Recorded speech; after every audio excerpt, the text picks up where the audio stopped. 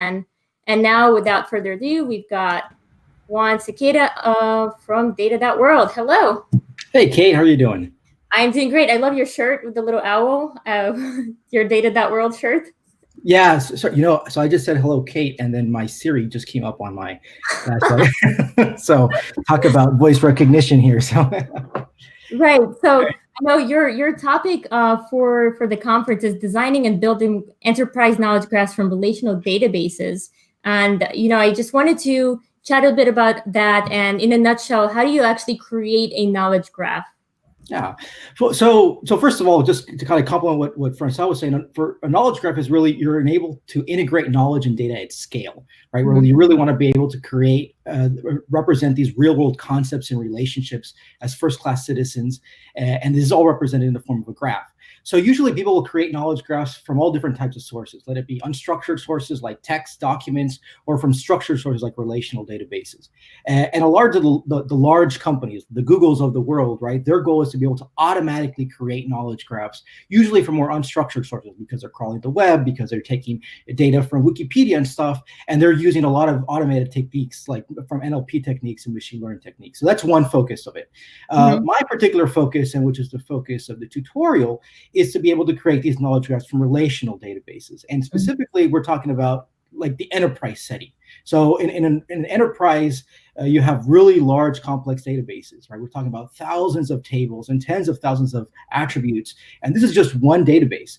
So our question is, how do we extract all that knowledge that's embedded in that complexity of data? So it's really a combination of understanding who are the people who need to be involved, what are the type of technology out there, and what are the processes that you need to be able to need to be involved. So of our experience over many, many years creating knowledge graphs from relational databases, we've come up with different types of tools, different types of methodologies, and identify who are the key players about that. So that's what we're going to be presenting in this tutorial.